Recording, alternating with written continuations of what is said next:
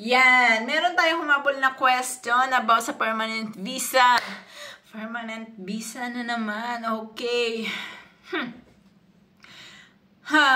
Permanent visa po. Ang permanent visa ay kapag naka 5 years ka dito sa Czech Republic, tapos gusto mong mag-permanent dito, so pwede ka pong kumuha ng parang exam ng language nila via verbal and vocabulary and sentence. So, kung nag-Japan kayo, so ito yung mga N4, N3, N2 at N1 na sinasabi nila. Pero basic lang. So, kapag nakapasa ka doon after 5 years, pwede ka na pong mag-permanent visa dito or permanent visa ka na talaga dito. Tapos, kapag naman ikaw ay, halimbawa, naka 5 years ka na dito, enjoy ka pa rin. Tapos, nakarating ka na ng 10 years. Pagdating mo ng 10 years, mag-exam ka ulit, ganyan-ganyan.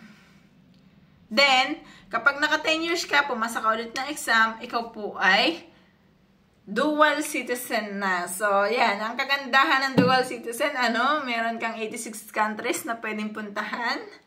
Tapos, pwede ka na kumuha ng mga bahay dito sa Czech Republic. Halimbawa, parang kagaya dyan sa atin, yung mga loan na mortgage, yan. Pwede mo na po siyang gawin dito sa Czech Republic kapag ikaw ay citizen na nila dito. I'm not sure kapag permanent visa, pero nag-inquire po kasi ako about dyan. And hindi allowed yung aking visa. So, yan, hindi ko po tinuloy. Pero, yan, konting kaalaman lang. Ang permanent, kapag ikaw ay naka 5 years, then after 10 years mo dito, kapag gusto mo pa rin dagdagan, gusto mo maging citizen, kuha ka ulit ng exam. And then, pagkakuha mo ng exam, ayun na. Ikaw po ay citizen na dito sa Czech Republic. So, sabi nila, madali lang daw mag-citizen dito, basta marunong ka magsalita. Yun. Kasi konti lang talaga yung tao nila dito. Alam nyo, yung makikita nyo sa daan, as in, kaya mong bilangin. Yan. Tapos, dun pa sa lugar na pinapuntahan ko, more on Romanian ang mga tao dun.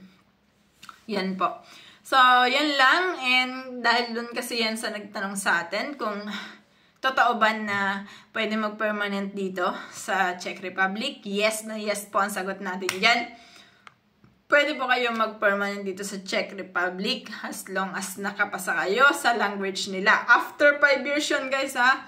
After 5 years. So, ibig sabihin kung ako 2 years pa lang ako dito, hindi pa po siya pwede. Kailangan maka 5 years muna ako dito at saka ako mag-exam para sa permanent visa or permanent residence ko. And then after 10 years, saka naman ako mag-exam ulit para sa citizen residence ko.